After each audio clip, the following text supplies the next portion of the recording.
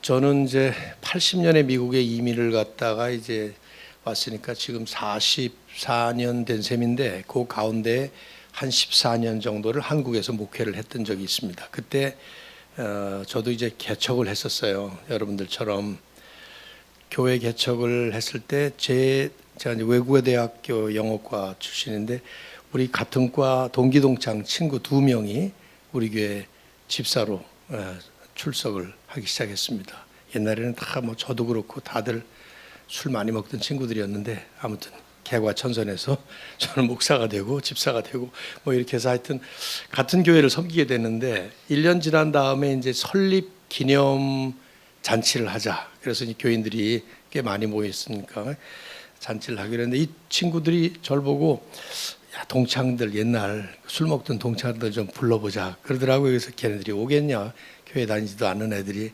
근데 이제 그 다음 주에 8가정이 부부 동반으로 왔어요. 교회를 뭐 오긴 왔는데 예배는 참석도 안 하고 비행빙 돌다가 이제 밥만 먹고 갔는데 아무튼 그 친구들이 와서 예배 다 끝나고 뭐 교인들하고 식사하기도 그렇고 그래서 제가 데리고 나가서 그 앞에 먹거리촌이었으니까 거기서 이제 식사를 대접을 해주면서 고맙다고 어떻게 이렇게 교회도 안 다닌 놈들이 이렇게 와서 고맙다 그랬더니 한 녀석이 하는 말이 야 작년에 네가 개업했다는 소리는 들었는데 내가 그 축하를 못 해줘서 오늘 개업 잔치 한다 그러길래 그래서 참석했다 뭐 그러더라고요. 그래서 아 그렇구나 이 친구들은 내가 개업을 한 셈이구나 그렇게 그때 느꼈는데 그런 것 같아요. 어떤 사람들에겐 이 하나님을 특별히 이제 안 믿는 사람들에게는 교회나 일반 뭐 기업체나 사업체나 다 다를 바 없는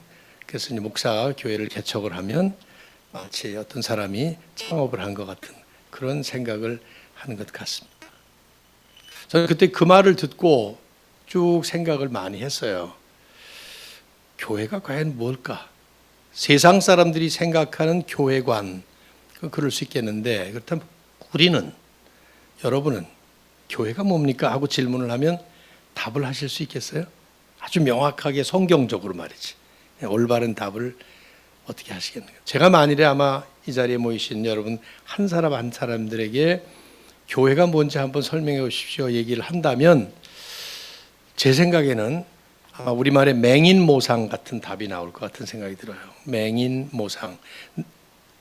앞을 보지 못하는 시각장애인들이 코끼리에 대해서 설명을 하는 겁니다. 눈으로 보지는 못했고 손으로 만져보기만 했기 때문에 그 만져본 경험을 가지고 얘기를 합니다. 몸통을 만져본 사람은 코끼리는 벽처럼 생긴 동물이다 말할 겁니다. 다리를 만진 사람은 기둥처럼 생겼다. 코를 만진 사람은 뱀처럼 생겼다. 꼬리를 만진 사람은 아니다. 밧줄처럼 생겼다. 각자가 얘기를 할 거예요. 이제 그 사람들이 하는 모든 얘기들이 다 부분적으로는 맞지만 전체적으로 볼 때는 맞지 않는 그런 답들이죠. 그런 면에서 우리가 얘기할 때 부분만 알면서 전체를 다 아는 것처럼 얘기할 때 부정적인 뜻으로 맹인모상 이런 말을 씁니다. 교회가 무엇인가 하고 질문을 한다면 자칫하면 우리도 그런 그림을 그릴 거라고 생각해요. 아마 그동안의 교회 경험을 통해서 볼 때 교회에서 마음의 치유를 경험한 사람이라면 교회는 병원 같은 그림을 그릴 겁니다. 가기만 하면 치유가 되니까 말이에요. 교회에서 영혼의 양식을 충족받았다 하면 레스토랑의 그림을 그릴 수도 있겠죠. 말씀의 교육을 잘 받은 그런 경험이 있다면 학교 그림을 그릴 수도 있을 거예요. 또 아주 따뜻한 그런 여러분과 같은 이런 따뜻한 분위기를 늘 경험을 했다면 교회는 가족 같은 것이 되어야 된다. 그럴 거고요. 우리 박 목사님도 약간 그런 것 같은데 훈련 이런 것을 경험했다면 군대의 그림을 그릴 수도 있겠죠. 영적 전투에 나서는 영적인 군사들을 키우는 뭐 이 모든 것들이 다 맞는 그림일 겁니다. 그러나 성경이 말하고 있는 전체적인 그림에는 못 미친다는 면에서 어느 하나도 사실은 딱 부러지게 맞는 건 없어요. 어쩌면 아마도 이 전체 그림을 다 포함시키는 그런 좀 더 포괄적인 좀 더 큰 그런 그림을 그려야 될 거예요. 아마 그래서 OMF 선교사로 오랫동안 선교를 했던 패트릭 존스턴이라는 분이 좋은 책을 썼어요. 이 오래된 책인데 교회는 당신의 생각보다 큽니다. Church is bigger than you think. 이런 책을 썼어요. 선교사기 때문에 선교에 대한 책을 쓰긴 했지만 사실은 그 책을 읽어보면 교회론에 대한 책이에요. 교회가 뭐냐 하는 데 대한 교회의 본질. 그분이 하는 얘기는 그겁니다.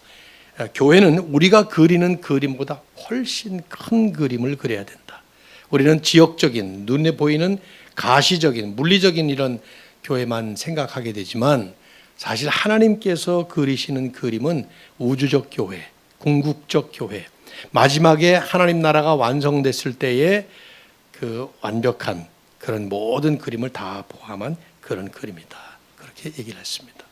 우리는 이제 한시적으로 살아가는 사람들이니까 이 한계가 있기 때문에 눈에 보이는 것 또 우리 앞에 이렇게 펼쳐지는 그 그림을 피할 수는 없겠지만 그러나 교회 할 때 우리는 좀 더 성경적으로 볼 때 큰 그림, 포괄적인 그림을 그릴 필요가 있습니다. 오늘 제가 여러분 이제 교회로 오면서 교회가 무엇인가 하는 얘기를 좀 해야 되겠다는 생각을 했어요. 이제 막 시작됐기 때문에 원론적인 과제 같은 생각이 들지만 현실적으로 좀 깊이 생각해 보면 상당히 복잡해요. 아마 여러분도 다 교회에 대한 그림이 각각 다르실 거고 말이죠. 그래서 이걸 좀 한번 성경적으로 짧은 시간에 좀 나눠봐야 되겠다는 생각을 했습니다. 우선 상식적인 개념 하나 좀 정리를 하고 들어가죠. 교회는 건물이나 장소보다도 사람입니다. 사람이 교회입니다. 만일에 너른샘 교회 어디 있습니까? 하고 질문하면 보나마나 여러분 다 지금 이 자리, 이 주소지를 얘기를 하겠죠. 틀린 건 아니지만 성경적으로 보면 보다 더 본질적인 개념이 있어야 돼요. 성경은 어디서도 교회를 언급할 때의 장소 내지는 건물을 얘기한 적이 없습니다. 성경이 말하는 교회는 성도들의 모임 그 자체입니다. 성도가 교회예요. 두 사람만 모여도 우리 주님 뭐라 그러셨어요? 두세 사람이 내 이름으로 모인 곳에 내가 함께 하겠다. 그 두세 사람이 주님의 이름으로 모이는 그 모임, 그게 교회란 말이죠. 여러분이 교회예요. 만일에 여러분이 이 자리에 안 모이시고 오늘 어디 뭐 추우니까 안 그렇겠지만 야외 예배 나가자 뭐 그런 식으로 했다면 거기가 교회가 되는 거예요. 제가 지금 한참 이제 교회에 대한 얘기를 할 텐데 교회라는 단어가 나올 때마다 그건 사람이다. 우리들이다. 그리고 그 안에 포함된 나를 얘기하는 것이다. 생각하면 됩니다. 성도가 교회입니다. 그래서 교회를 성도로 바꾸시고 생각하셔도 괜찮습니다. 오늘 본문을 보면 예수님께서 어느 날 제자들에게 질문하셨습니다. 사람들이 나를 누구라 그러냐? 아마 궁금하셨던 것 같아요. 이때쯤 돼서 사람들이 그리스도를 누구로 지금 이해하고 있을까 하는 것 때문에 대답을 합니다. 제자들이 어떤 사람은 세례 요한이 살아났다. 어떤 사람은 예레미야다. 엘리야다. 뭐 선지자 중에 한 사람이 오셨다. 이렇게 얘기합니다. 그랬더니 두 번째 질문을 그러면 너희는 나를 누구라 하느냐? 질문했어요. 여기 핵심은 너희는 이란 말이에요. Who do you say that I am? 너희들이 생각하는 난 누구냐? 그 말이죠. 제자들에게 질문하신 이 질문이 교회론의 핵심이에요. 제자들이 그리스도를 어떻게 이해하느냐 하는 것이 교회론의 핵심이에요. 결국 교회론은 바른 교회론은 그 교회의 주인이신 그리스도에 대한 인식론과 같다고 볼 수 있습니다. 그 질문에 베드로가 대표격으로 대답을 했죠. 뭐라고 대답을 했어요? 주는 그리스도시요 살아계신 하나님의 아들이십니다. 아주 중요한 두 표현을 썼어요. 첫째는 그리스도. 그리스도가 뭡니까? 헬라어입니다. 히브리어로 바꾸면 메시아란 말이에요. 그러니까 구약의 히브리어로 쓰인 그 단어, 그 성경 속에는 메시아라는 뜻이고, 그다음에 신약에서 헬라어로 쓰인 곳에서는 그리스도라는 말인데, 이 말은 그 구약 시대부터 계속 약속하셨던 언젠가 이 땅에 오셔서 하나님께서 택하신 모든 백성들을 구원하시게 될 거라는, 그러면 세상의 모든 문제가 다 해결될 거라고 약속했던 바로 그 메시아, 그리스도, 구세주, 해결자, 당신은 그분입니다. 베드로가 대답을 했죠. 또 하나, 살아계신 하나님의 아들입니다. 세상 모든 신들은 다 죽은 귀신과 같아요. 우상도 그렇고. 근데 유일하게 살아계신 living God, 살아계신 하나님의 아들. 이 말은 그 하나님의 모든 권능, 능력, 그 자격을 가지고 이 땅에 오신 바로 그런 분. 당신은 바로 그런 분입니다. 짧지만 아주 정확한 대답이었어요. 예수님이 감탄하신 것 같아요.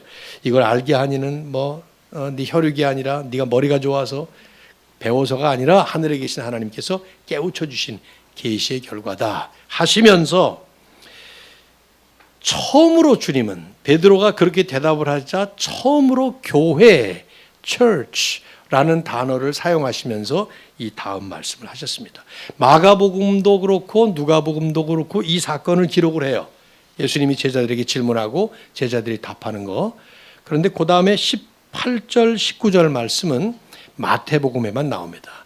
제 설교의 핵심이에요. 자, 18절과 19절 말씀 여러분 한번 성경 펴시고 그 말씀만 가지고 오늘 묵상하시면 될 것 같아요.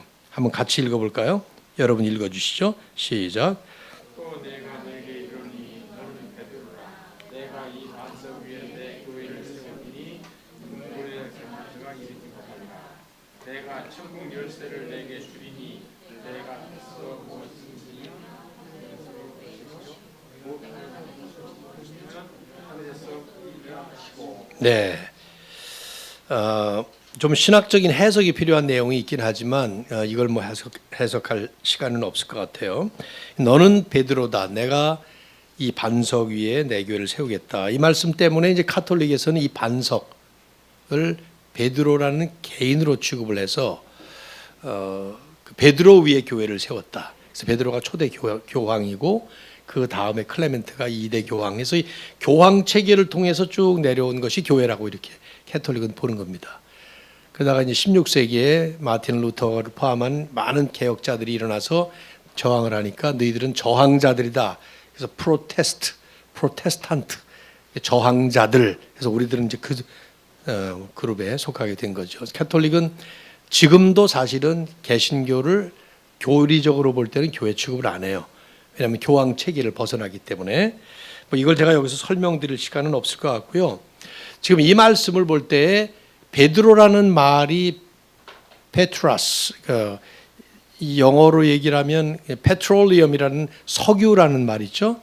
그 페트로라는 말이 그 돌석자, 돌이라는 뜻입니다. 그러니까 베드로도 반석이고 이 반석 위에도 반석은 맞아요. 그러나 문법적으로 보면 베드로를 얘기를 할 때는 남성 명사로 페트라스라는 말을 썼고 이 반석 위에 할 때 그 반석은 페트라라고 하는 여성 명사를 썼어요. 우리는 상대방에게 그런 식으로 표현 안 하지만 말 속에 헬라어에는 그런 말들이 있습니다. 그래서 한 사람을 향해서 한 번은 남성 명사를 썼다가 또 한 번은 여성 명사를 썼다가 그건 말이 안 되죠. 다른 뜻이라 이 말이에요. 사실 베드로 위에 세우겠다 그랬다면 예수님이 말씀은 너는 베드로다. 내가 너 위에 교회를 세우겠다. 그렇게 말씀하셨어야 정상적인 자연스러운 화법이죠. 그러니까 이 말은 베드로 위에 세운다는 뜻이 아니라는 말이에요. 주님은 베드로 개인에게 질문하신 것이 아니었습니다. 사도들 전체에 질문하셨죠. 베드로도 자기가 대답은 했지만 그 고백에 사도들 전체가 사실은 동참한 거예요. 그래서 아무도 토를 달지 않아요. 수정보완하지 않습니다. 베드로가 말한 주는 그리스도시요 살아계신 하나님의 아들이십니다 하는 그 말씀을 그대로 다 본인들도 자기들의 신앙 고백으로 고백한 거죠. 이 말은 무슨 말이냐? 주님께서 세우시겠다는 그 반석은 교회를 세우시겠다고 말씀하신 반석은 베드로를 포함한 모든 사도들을 뜻하는 것이고 또 베드로가 고백했던 그 신앙 고백을 다 함께 공유했던 사도들 전체의 신앙 고백이었던 것이죠. 그 위에 교회를 세우시겠다 말씀한 거예요. 그래서 여러분도 예배를 시작하시면서 오늘 사도신경이라는 것으로 시작을 하신 것이 그런 의미가 있는 거죠. 실제로 주님은 그렇게 교회를 시작하셨어요. 사도들을 통해서. 그리고 그런 신앙 고백을 계속해서 나누는 진정한 그리스도인들의 그 모임, 그것을 교회로 주님은 취급을 하신 것이죠. 여기 이제 우리가 꼭 여러분이 이제 교회를 시작하시면서 이미 잘 아시겠지만 또 한 번 이제 짚는다 하는 의미에서 꼭 기억하실 만한 교회론의 두 가지 핵심 오늘 좀 말씀을 나누겠어요. 제가 두 가지라고 얘기하는 이유는 세 번째는 없다는 얘기입니다. 그러니까 왜 이렇게 첫 번째, 두 번째가 이렇게 긴가 그럴 때 세 번째는 없으니까 안심하고 그냥 들으시면 될 것 같아요.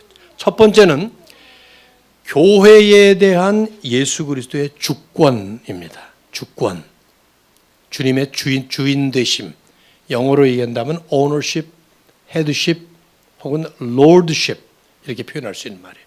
교회에 대한 예수 그리스도의 주권. 이 말을 교회는 무엇이냐라는 질문에 대한 대답으로 얘기한다면 교회는 예수 그리스도를 주인으로 주님으로 섬기는 신앙 공동체다. 그런 말입니다. 주님이 하신 첫 말씀, 내가 이 반석 위에 내 교회를 세우겠다. 여기 내가, 주어가 주님이에요. 내 교회, 소유권이 주님께 있습니다. 즉 교회는 주님께서 세우시는 주님의 소유가 된 백성들이에요. 주님이 머리가 되시고 우리 주님이 주인이 되신 그걸 인정하는 하나님의 백성들의 신앙 공동체다. 그 말이죠. 물론 공동체 이전에 한 사람 한 사람 개개인의 주인이 주님이시고 내 개인의 삶의 주권도 주님께 있다라고 믿는 사람들이 모인 곳이 바로 그렇죠. 그래서 세례를 받는 겁니다. 세례를 받을 때에 거기에 이제 신앙 고백을 전체 다 듣고 그다음에 세례를 드리고 세례를 받으신 분들을 정식으로 영적으로 교회로 이제 들어오도록 그렇게 시작을 하게 되는 거죠. 바울은 교회를 많이 세웠어요. 그 세운 교회들마다 편지들을 쓴 것이 이제 우리가 알고 있는 서신서들입니다. 고린도 전서, 후서, 데살로니가 전서, 후서, 에베소서, 빌립보서, 골로새 이런 것들이 전부 교회 보낸 편지인데 그 교회 편지를 보낼 때마다 종종 직접적으로 혹은 간접적으로 그 안에 함의적으로 교회가 뭐냐를 잘 설명했죠. 이런 차원에서. 예를 들어 에베소서 1장 22절을 보면 이런 말씀을 하죠. 만물을 그의 주님의 발 아래에 복종하게 하시고 그를 주님을 만물 위에 교회의 머리로 삼으셨느니라. 교회의 머리 되신 주님. 골로새 1장 16절 이하도 그래요.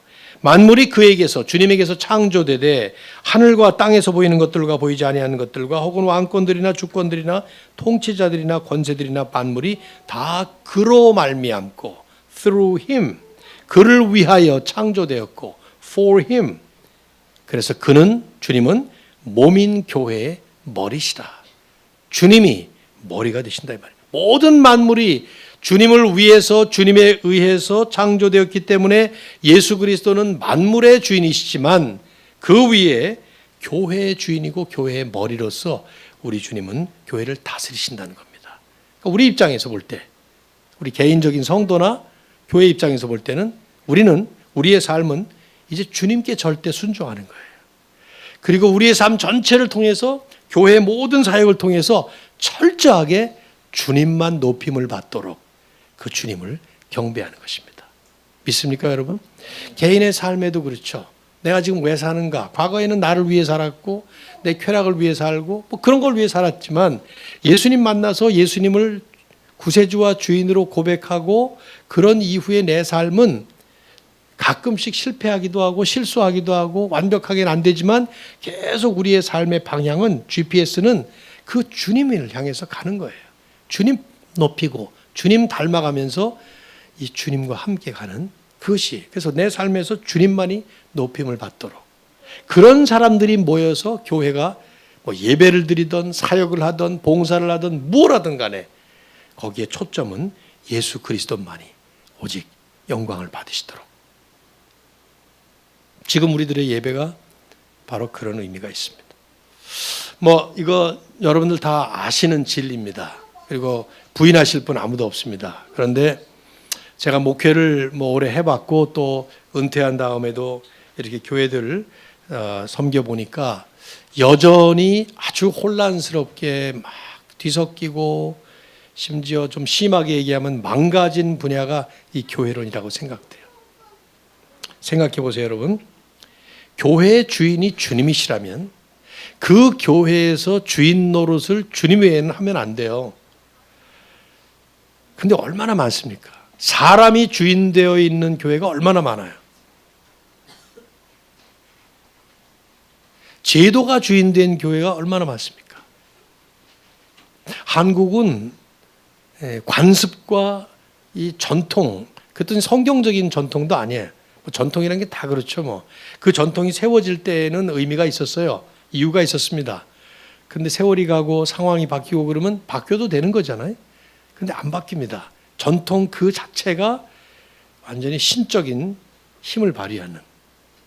저는 마지막에 이제 미국에서 은퇴한 교회가 필라델피아의 임마누엘 교회라는 교회인데, 제가 이제 50년 된 교회에 부임을 해갔어요. 세 번째 목사로.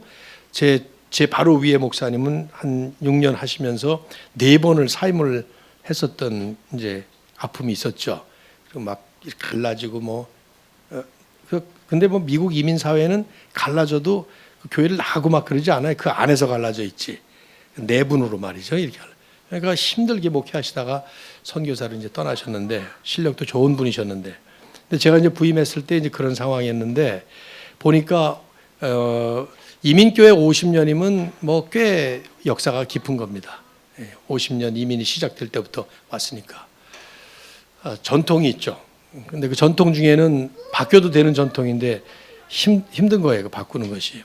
한 3년쯤 지났을 때 은퇴 장로님께서 다른 따님이 계시는 아리조나로 떠나신다고. 그리고 이제 그 아들이 시무 장로님이신데, 그래서 저희 아내가 좀 식사 대접을 해드리고 싶어서 저희 집으로 그 은퇴 장로님, 떠나시는 장로님과 우리 시무 장로님, 아드님 장로님과 우리 집으로 불러서 식사를 같이 하는데, 그 은퇴 장로님이 하시는 말씀이었어요. 목사님 오셔서 지난 3년 동안 참 많이 바꿔놓으셨습니다. 그러시는 거예요. 그래서 난 바꾼 게 하나도 없었다고 생각했거든요. 근데 조목조목 할 열대까지를 얘기를 하시는 거예요. 목사님이 오셔서 드럼을 강단 위로 올려놨고, 내가 올려놓은 적이 없어. 당회에서 의논해가지고 청년들이 많았거든요. 유펜 옆에 있었으니까 항상 하여튼 한 300명 청년들이 늘 있었어요. 대학원생, 박사학위 그런 사람 많아서. 근데 그 학생, 그 사람들을 이제 청년부 예배를 이제 2부 예배, 1부, 2부, 3부인데, 오후에 예배 드리던 청년부 예배를 2부 예배로 바꿔서 전부 다 오전으로 몰고, 뭐 오후엔 딴 거 하고, 뭐 그렇게 이제 바꾼 건 제가 바꿨지만, 아무튼 그런데 청년부 예배가 2부 예배가 되니까 그 친구들은 이제 드럼 치고 그랬는데, 이제 그게 드럼으로 올라간 거예요, 어느 날. 근데 분위기가 좋으니까 아무 문제가 없이 쭉 갔는데, 이 장로님이 그걸 지적하신 거예요. 첫 번째로 그 얘기를 하셨어요. 드럼을 목사님이 강단 위로 올려놓으셨다. 내가 올려놓은 적 없는데 했더니, 어쨌든 목사님 오신 뒤에 드럼이 강단으로 올라갔다고. 그러니까 옆에 있던 아드님도, 아니 뭐 드럼이 발이 달렸나 올라가긴 막 이러면서 옆에서 말리느라고. 또 뭐 밑에 있던 지하실에 있던 교제실을 둘을 이렇게 뚫어서 뭐 계단 다리 구름다리로 만들어서 연결을 하시고, 하나하나 저 한글 학교에 뭐가 어떻게 되고 뭐 전부 다 얘기해요. 그래서 제가 듣다가, 장로님 너무 힘드셨겠어요. 제가 와서 그렇게 다 바꿨다고 생각을 하셨어요. 얼마나 힘드셨겠습니까? 그랬더니 그 장로님이, 아닙니다, 칭찬으로 하는 얘기입니다 하면서 살금살금 눈치 안 채게 잘하셨다고 그렇게 얘기를 하시더라고요. 제가 그거 많이 들었거든. 선배 목사님들한테 피아노가 이쪽에 있는데 이걸 이쪽으로 옮기고 싶으면 뭐 옮겨야 될 이유가 있으니까 옮기는 거 아니겠어요? 그런데 한 번에 옮겼다면 큰일 난다고. 1년에 10cm씩 옮겨야 된다고. 이렇게. 눈치 안 채게. 이게 뭡니까? 전통이 주인이기 때문에 그런 거예요. 바꾸면 안 되는 거예요. 늘 하는 말들이, 그런 교회들이 하는 말들은 뭐냐 하면은 늘 그래 왔다 그거예요. 늘 그래 왔어. 그 말. 늘 그래 왔기 때문에 바꾸면 안 된다 이 말인데, 박 목사님 이건 하나의 그 팁으로 들으세요. 저는 교회 개척하고 나서 1년 동안에 수도 없이 바꾸는 훈련을 했습니다. 예를 들면 예배 순서 2달에 한 번씩 바꿨어요. 사도신경을 앞에 했다가 중간에 했다가, 광고를 중간에 넣었다가 처음에 했다가 마지막에 했다가 계속. 왜냐하면 왜 이렇게 자꾸 바꿔요? 그러는데 사람들은 바꾸는 거 불편해해요. 그런데 바꾸어도 되고 바뀌어도 된다라는 것에 익숙해질 필요가 있어요. 제가 지금 이거 좀 열고 하겠습니다. 근데 이게 좀 배가 나와서 좀 이게 가리고 싶긴 한데 이게 좀 답답해. 그래서 그냥 최근 들어서 열기 시작하는데, 제가 과거에 배가 없던 사람이에요. 10년 동안 기계 제조했던 사람이라 배가 없었는데, 이게 한 40 중반쯤서부터는 이제 먹기만 하지 운동은 안 하지 뭐 이러면서 하다 보니까 이제 계속 베들레헴이 커지고 그러면서 이렇게 되는데 뭐를 바꿔야 되나 하면 제 식습관을 바꿔야 돼요. 알아요, 뻔히. 밤참 먹으면 안 돼. 라면 같은 거 먹으면 안 돼. 근데 제가 제일 좋아하는 것들이 라면 일주일에 한 2개는 먹지 또 꼭 밤에 먹고 싶어. 이놈의 습관을 바꿔야 되는데 안 바뀌는 거야, 이게. 사람이 뭐 하나가 딱 습관적으로 들고 나면은 그게 이제 컴포트 존이 되는 거지. 컴포터블한 거예요. 편안한 거죠. 교회도 똑같아요. 세월이 가면서 상황이 바뀌면서 얼마든지 바뀌어도 되고 바꿔야만 하는 것도 수도 없이 많습니다. 그런데 제도가, 관습이, 전통이 이게 주인 노릇을 하기 때문에 안 바뀌어요. 여러분 이제 시작을 했어요. 지금은 뭐든지 다 뭐 금방금방 일사천리로 바꾸기도 하고 다 하지만은 3년만 지나가 보십시오. 그러면은 바꾸는 거 참 어렵습니다. 저는 우리 인생이 죄가 우리 가운데 있기 때문에 죄성이 그렇게 고집을 피운다고 저는 생각을 해요. 포인트는 이거예요. 누가 교회의 주인입니까? 주님이에요. 주님께서 주인이시기 때문에 그분 외에는 절대 주권을 가지고 힘 자랑을 할 분이 아무도 없어요. 목사가 주인된 교회들도 많습니다. 장로들이, 교회 창립 멤버들이 조금 지나간 다음에 새로운 사람이 와서 저도 그 전에 경험을 했죠. 한 3년쯤 지나갔는데 이 말소리가 들리더라고요. 어떤 새로운 분이 오셔서 부엌 봉사를 하려고 그러는데 어딜 부엌 용기를 함부로 만져? 그러면서 권사님 한 분이 불러다가 혼을 냈대요. 그거는 주인만 만지는 건데 굴러 들어온 돌이 어디서 이걸 함부로 만지냐 이런 식으로 말을 했다 그래서 이거 교회 제도 바꿔야 되겠구나. 그래서 그때 또 바꾸고 또 그런 기억이 나는데 주님만이 주인이세요. 이렇게 되려면 내 개인의 삶의 주인이 주님이시라는 것을 철저하게 인식하고 내 삶 속에 이것이 먼저 생활화되고 체질화되어서 그런 분들끼리 모여서 하나님을 찬양할 때에 진정 우리 주님만 영광을 받으시는 줄로 믿습니다. 예배의 주인도 오직 주님이십니다. 제 설교를 이렇게 하고 있지만 이 설교의 주인이 주님이세요. 이 설교의 핵심이 주님이세요. 그 주님이 드러나셔야만이 설교도, 기도도, 봉사도 모든 것도. 종종 이제 큰 교회 가서 예배를 드리다 보면 찬양도 뜨겁고 참 프로그램도 잘 돼 있고 막 그러는데 가끔씩 제 아내와 돌아오다가 뭔가 좀 이렇게 컬컬한 게 느껴지는 때가 있어요. 큰 교회가 다 그렇다는 거 아닙니다. 그럴 때가 있단 말이죠. 그게 뭐냐면 오늘 이 예배에 정말 주님께서 진정한 주인으로 높임을 받으셨을까 이런 생각이 들 때가 있습니다. 막 잔치 같은 분위기에 찬양도 뜨거웠고 예배도 정말 그런 것 같은데 정말 이 가운데 주님께서 주님만 영광을 받으셨을까? 혹시 성가대가 너무 설친 거 아닌가? 막 이런 생각이 들 때도 있고 찬양팀이 앞에서 너무 그냥 현란하게 막 그럴 때 또 그런 느낌도 들기도 하고 모르겠어요. 하여튼 그런 생각이 들 때가 있다. 어떤 생각이 드는가 하면 돌잔치 같은 데 가보면 애기들 여기 있는데 돌잔치를 하면 온 사람들끼리 너무 즐겁게 대화하고 음식 먹고 그러는데 정작 주인공인 저 애기는 저 구석에 내팽개쳐져 가지고 울고 있단 말이에요. 주인공인데 주님이 안 계신 예배를 만일에 드린다고 상상을 해보자고. 찬양의 가사 내용 다 예수님 찬양한답시고 하는 건데 실제로 주님은 만일에 아니라면. 이 얘기를 왜 하는가? 제 평생 목회하면서 제 일종의 경계의 거울로 삼았던 말씀 때문입니다. 마태복음 7장 22절을 보면 예수님이 산상수훈을 말씀을 하신 다음에 마지막에 정말 등골이 오싹한 가슴 서늘한 말씀으로 결론을 맺습니다. 이렇게 맺죠. 마태복음 5장, 6장, 7장이 산상수훈 아니에요? 주옥 같은 말씀 아닙니까? 근데 마지막 결론을 맺기를 그렇게 맺어요. 그날에 많은 사람들이 내게 이르러. 그러니까 그날이라는 말은 the day라는 말은 종말론적 그날이에요. 그러니까 주님께서 재림하시고 세상이 완전히 다 모든 것이 이제 하나님의 뜻대로 완성되는 그 종말의 날, 그때 많은 사람들이 내게 이르러, 그 많은 사람들이 하는 말이에요. 주여, 주여, 우리가 주의 이름으로 선지자 노릇하며 주의 이름으로 귀신을 쫓고 주의 이름으로 많은 권능을 행하지 아니하였나이까? 이게 질문형으로 되어 있는 걸로 봐서 이 사람들은 당당했던 것 같아. 뭐가 당당했는가? 주의 이름으로 선지자 노릇했어요. 선지자 노릇했다는 게 뭡니까? 저 같은 거예요. 선지자는 하나님의 말씀을 받아서 선포하는 거니까 제가 지금 하나님의 말씀을 선포하고 있잖아요. 주의 이름으로 내가 목회하지 않았습니까? 하는 건 말이랑 똑같은 말이죠. 주의 이름으로 귀신을 쫓았다. 기가 막힌 영역을 행사했단 말이죠. 주의 이름으로 많은 권능을 베풀었다. 뭐 이적도 행했는지도 모르겠어요. 그러지 아니하였나이까 하고 질문을 할 때 이 질문 속에는 자신만만한 당당함이 있었던 거죠. 왜? 모든 게 다 주의 이름으로 했단 말이에요. 근데 정작 예수님이 뭐라고 대답하셨죠? 불법을 행하는 자들아, 내가 너희를 도무지 알지 못하니 내게서 떠나가라.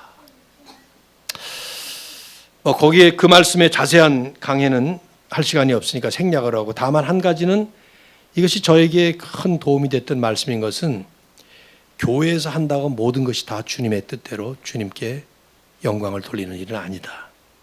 우리가 주의 이름, in the name of the Lord라는 마치 무슨 상투적인 문구를 쓰듯이 우리 기도하고 하잖아요. 기도 마지막 끝날 때 예수님의 이름으로 기도합니다. 이게 우리에게는 암호야. 이제 기도 끝냅니다. 다 같이 아멘 합시다. 그 뜻이야. 근데 사실 예수님께서 그 말씀을 요한복음 13장 13, 14절에서 내 이름으로 무엇이든지 구하면 주리라 하는 그 말씀을 할 때는 그 뜻이 아니에요.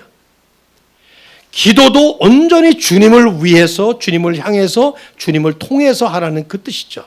그렇지 않으면 기도가 응답이 안 되니까. 근데 우리는 주의 이름으로 한답시고 기도도 그렇게 하고 찬양도 가사도 그렇게 하고 심지어 설교도 그렇게 할 수는 있지만 정작 진정 높임을 받으셔야 될 주님은 높임을 받지 못할 수 있다면 이것은 우리는 아주 심각한 과오를 범하는 것이죠. 어떻게 해야 되나? 이런 질문이 있게 마련인데, 저는 너무 쉽게 방법이 많이 있겠죠. 그 방법론을 향해서 가기보다는 끊임없이 지속적인 검토와 반추가 필요해. 개척을 하셨어요. 한 1년쯤 지나간 뒤에 한 번쯤 검토해 보시는 거 좋죠. 지난 1년 동안 우리가 정말 모든 것이 주님의 이름으로, 그리고 주님을 위해서 주님을 높이는 사역들이었고 예배였고 교제였고 봉사였고 섬김이었을까? 개인적으로도 그렇죠. 개인적으로도 한 해가 지나갑니다. 얼마나 좋아요. 지금 이럴 때 주님 오신 날을 기념하게 되는데, 너무 상투적인 크리스마스, 메리 크리스마스 이런 것보다도 이 주님을 위해서 나는 1년 동안 얼마나 올바로 살았을까? 만일에 아닌 부분이 조금이라도 나온다면 많이 나올 거예요. 그럼 회개하면 돼요. 계시록 2장 3장에 보면 7개 교회 중에 5개 교회가 책망을 받습니다. 그 책망한 교회마다 우리 주님께서 하셨던 말씀은 회개하라. 어디서 떨어졌는지 잘 살펴보고 회개하라 말씀을 하죠. 그런 것들이 우리 안에 이루어지면서 끊임없이 그리스도만 높임을 받는, 오스키네스라고 하는 탁월한 그 기독교 사회학자는 그리스도에서 기독교로 초점이 전환된 데 타락이 시작되었다, 그런 말을 했습니다. 다른 말로 한다면 그리스도가 빠진 종교로 돼버릴 때, 기독교가 종교로, 교회가 종교기관으로 될 때 결국 그렇게 된다 말씀을 한 거죠. 너른샘 교회가 시작이 되어서 한 걸음 한 걸음 가면서 오직 주님만 높여드릴 수 있는 교회가 되기를 주님의 이름으로 축원합니다. 한 가지 더 하죠. 교회에 주신 예수 그리스도의 권세를 보여주고 있습니다. 교회가 무엇이냐 하는 질문에 대한 답으로 이걸 말을 한다면, 교회는 예수 그리스도의 구원의 권세를 발휘하는 복음 공동체다 하는 것입니다. 여기 18절 하반절 다시 보시면은 내가 이 반석 위에 내 교회를 세우리니 음부의 권세가 이기지 못하리라 말씀했어요. 이게 무슨 뜻입니까, 여러분? 음부의 권세가 뭡니까? 긴 설명 필요 없고 그냥 뭐 지옥의 권세 그런 거 아니겠어요? 사탄의 권세 뭐 그런 말입니다. 반하나님적인 하나님을 대적하고 그리스도를 대적하는 반그리스도적인 악한 세력이죠. 근데 이 악한 세력이 얼마나 악하냐? 바울은 에베소서를 쓰면서 에베소 1장부터 6장까지 쫙 설명을 해요. 에베소서는 교회론이거든요. 이 마지막 부분에 이 영적 전투를 얘기를 합니다. 이 악한 세력과 싸우려면은 하나님의 전신갑주, 머리에서 발끝까지 완전히 하나님으로 갑옷을 입지 않으면 이길 수 없다. 그렇게 말을 합니다. 그런 권세예요. 근데 주님은 지금 뭐라고 말씀하십니까? 이런 세력이 교회를 이기지 못한다.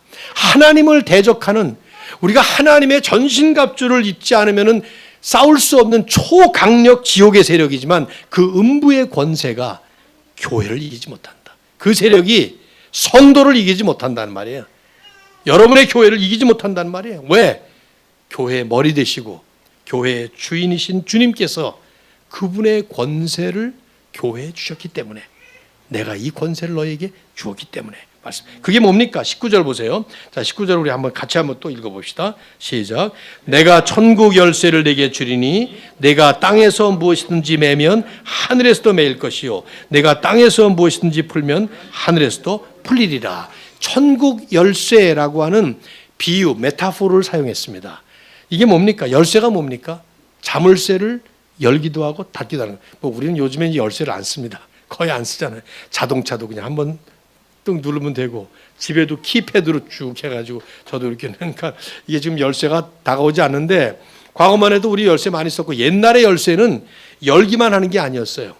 잠그는 것도 열쇠로 잠궜습니다. 우리 고대 사극 같은 거 보면 감옥에 이렇게 탁 넣고 나서 잠궜다 열었다 이걸로 하잖아요. 그런 열쇠예요. 즉 이 땅에 세워지는 교회는 이 교회를 구성하는 성도들은 어떤 존재들이냐?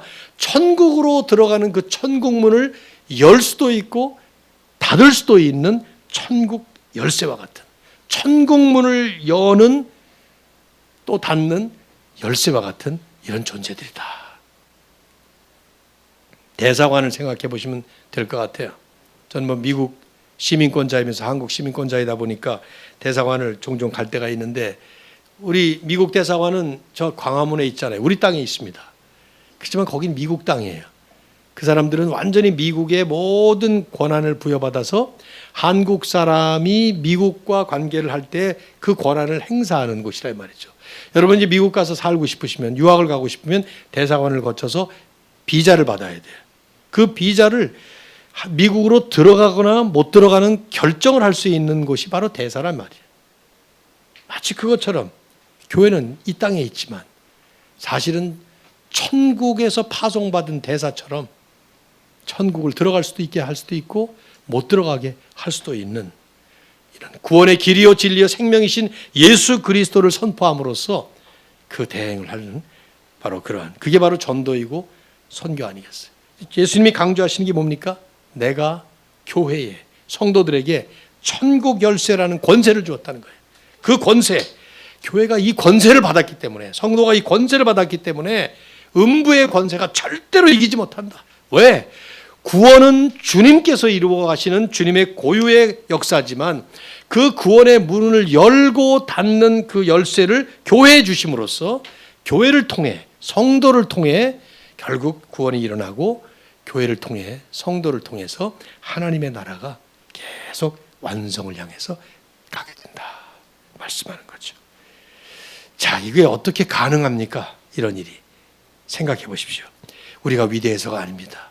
교회가 위대해서가 아니에요.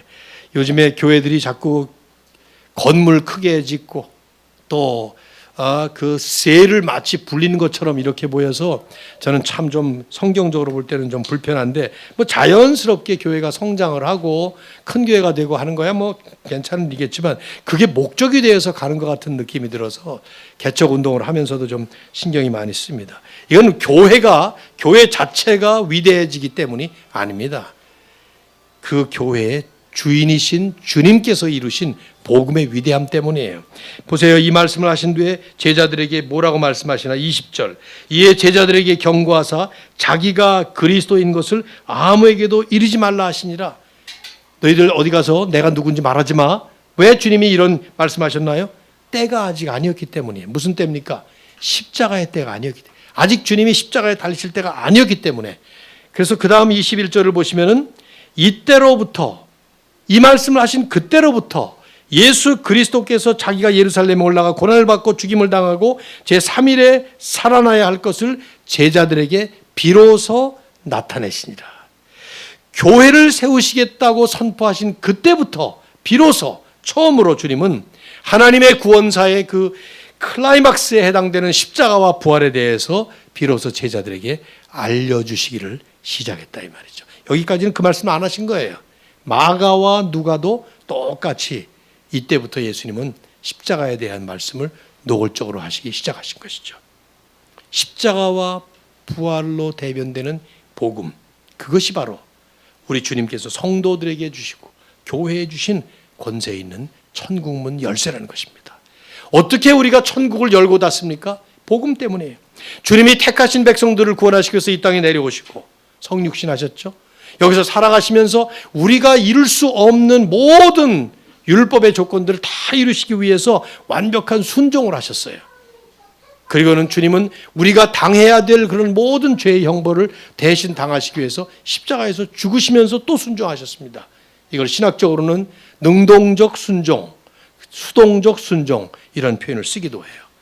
우리가 이루어야 될 율법의 조건을 당신이 이루어 주시고 우리가 갚아야 될 모든 죄값을 당신이 치러주시는 이 완벽한 순종을 통해서 이제 우리의 모든 죄값, 우리가 뭐 해야 될 모든 것들을 전부 다 이루어 주신, 그리고는 사망이라고 하는, 죽음이라고 하는 사탄의 최고의 강력한 그 무기를 우리 주님은 때려잡기 위해서 부활하신 거예요.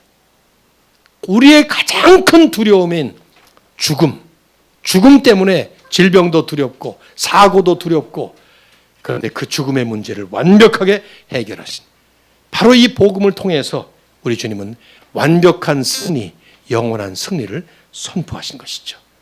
그리고는 우리에게 거기에 동참하도록 길을 열어주셨어요. 주님이 십자가에 달리시기 전에 마지막으로 하신 말씀 가운데 아주 중요한 한 말씀이 있죠. 요한복음 16장 33절을 보면 세상에서는 너희가 환난을 당하나 담대하라, 내가 세상을 이겼노라. 주님이 하신 말씀이 내가 이겼다 그 말이에요. 내가 이겼는데 그 내가 이긴 승리 속에 이제 너희들도 전부 다 포함시킬 거다. 우리가 이기는 게 아니라 주님이 이기셨기 때문에 우리도 이긴다. 그 말씀을 지금 여기서 우리 주님은 하시는 거죠. 음부의 권세가 절대로 너희들을 이기지 못한다. 죽음의 두려움, 질병의 두려움, 아픔의 두려움, 세상의 모든 환난의 두려움들이 결코 우리를 넘어뜨릴 수 없다 말씀하는 거죠. 왜? 주님이 이미 이 복음을 이루셨기 때문에. 바울은 이 진리를 교회들에게 편지를 쓸 때마다 이런저런 모습으로 권면을 많이 했어요. 로마서 같은 데 보십시오. 로마서 8장 31절 이하에 만일 하나님이 우리를 우리를 위하시면 누가 우리를 대적하리요? 그러면서 바울은 당당하게 말하지 않았어요. 누가 우리를 그리스도의 사랑에서 끊겠느냐? 환난이나 곤고나 박해나 기근이나 위험이나 칼이랴. 이 모든 일에 우리를 사랑하시는 이로 말미암아 우리가 넉넉히 이기느니라. 이 넉넉히 이긴다 하는 이 표현, 간신히 이기는 게 아니라 넉넉히 완벽하게 이긴다. 이 교회를 향한 메시지예요. 성도들을 향한 메시지라 이 말이죠. 여러분이 이 세상살이를 살아가는 동안 겪는 것은 환난입니다. 주님이 말씀하셨어요. 세상에서는 너희가 환난을 당한다. 질병의 고통, 사고, 아픔, 어려움, 절망, 낙심 얼마나 많습니까? 마치 파도 맞듯이 하나가 지나가면 또 밀려오고 하나가 지나면 또 밀려오고. 그런데 주님은 그런 우리들을 이런 환난의 현장에 그냥 내팽개쳐 버리신 것이 아니라 당신이 완벽하게 승리하신 그 복음의 승리 속에 우리를 초청하시고, 그래서 우리도 주님의 복음 때문에 완벽한 승리를 향해서 달려갈 수 있도록 우리를 이끌어 주시는 것이죠. 믿습니까, 여러분? 교회는 이런 복음 공동체로서 먼저 복음을 체험하고 그리고 복음을 선포하는 놀라운 구원의 공동체인 것입니다. 오늘날 교회들이 일종의 그 영적인 교제 장소처럼 전락되는 모습들이 있어요. 즐기고 마는 거예요, 그냥. 영적인 교제 장소, 이 컴포트 존이 되는 거예요, 여기가. 사실 주님은 그렇게 우리가 복음의 은혜를 누리기도 하지만 발휘하기도 하면서 살아가도록 우리를 초청하신 것이죠. 음부의 권세와 싸우면서 당당하게 승리하신 주님의 승리를 우리도 나가서 선포한다 이 말이죠. 물론 우리들이 살아가면서 개인의 삶도 그렇고 교회도 그렇고 이런 당당함이 보여지기보다는 종종 낙심의 현장에서 넘어지기도 하고 쓰러지기도 하고 좌절하기도 하고 그런 때가 한두 번이겠습니까? 정말 내가 천국의 대사인가? 구원의 공동체인가? 막 이런 영광스러운 모습 보기 어려울 때가 종종 있습니다. 척 콜슨이라고 하는 분이 이것이 교회다라는 책을 쓰면서 교회를 한탄했어요. 현대 교회들은 소비자들의 입맛이나 맞춰주는 마치 편의점처럼 그렇게 전락되어 가고 있다. 오래전에 쓴 책이지만. 근데 저는 그 책을 읽으면서 고개를 끄덕이기도 했지만 설레설레 젖기도 했습니다. 동시에. 왜냐하면 주님의 이 말씀 때문에. 우리 주님이 오늘 하신 이 말씀 때문에. 음부의 권세가 이기지 못할 것이고 천국 열쇠를 주셨기 때문에 우리가 천국을 열기도 하고 닫기도 하는 놀라운 구원의 공동체라는 이 말씀. 교회가 아무리 초라하게 보여도 내 모습이 아무리 초라하게 보여도 아무리 연약하게 보이는 것 같아도 교회는 성도는 주님의 권세를 받은 위대한 복음 공동체라는 것. 십자가와 부활로 대변되는 이 복음으로 주님은 승리하셨고 그렇게 이미 이루신 승리를 우리들에게 안겨주시면서 너희들도 반드시 완벽한 승리를 향해서 달려가는 것이다. 이게 성경의 결론이에요. 요한계시록이 성경의 결론장이거든요. 요한계시록의 그 주제가 뭐냐면 Church will prevail. 그 말이에요. 교회는 반드시 승리한다 그 말이에요. 그래서 주님께서 재림하실 때 왕으로 재림하시면서 온 세상 모든 민족들을 전부 주님의 통치 아래 두시면서 우리도 주님과 함께 그들을 다스리는 이런 역사가 요한계시록에 보여지는 것이죠. 여러분은 그 승리를 향해서 출발하신 겁니다. 작지만 교회가 사이즈에 현혹되지 마세요. 1939년 9월 1일이죠. 2차 대전이 히틀러가 폴란드를 침공함으로 시작이 되지 않았습니까? 1년도 채 되지 않은 그 다음에 5월 10일 영국군 33만 명의 군대를 총동원했고 벨기에, 네덜란드 이런 유럽의 작은 연합군들이 합해서 40만 명이 진격을 했어요. 그런데 곧바로 밀리기 시작해서 이 독일의 전차 군단에 밀려서 결국은 뒤로 후퇴하다가 프랑스 해안에 갇혀버렸습니다. 이제 좀 있으면 몽땅 다 전멸당하든지 전부 다 포로로 잡히든지 정말 일촉즉발의 위기 상황이었습니다. 이들을 구해내려면 군함이 와야 돼. 그런데 그 해안이 너무 얕아서 군함이 들어올 수가 없었어요. 그 당시에 상황을 케임브리지 대학의 역사학자인 로버트 툼스 교수라는 분이 이렇게 말을 했습니다. 그때 만일에 이 40만 명이 전멸되거나 포로로 잡혀버렸다면 영국은 독일에 항복했어야 됐고 독일은 유럽을 점령했을 것이고 2차 대전의 결과는 완전히 뒤집혔을 것이다. 왜냐하면 무기는 재생산이 가능해요. 근데 군인은 하루아침에 재생산 못합니다. 애기들한테 무기 맡겨서 싸울 수 있어요? 안 돼요. 40만 명 죽으면 영국군은 전멸이에요. 그리고 연합군은 끝나는 것입니다.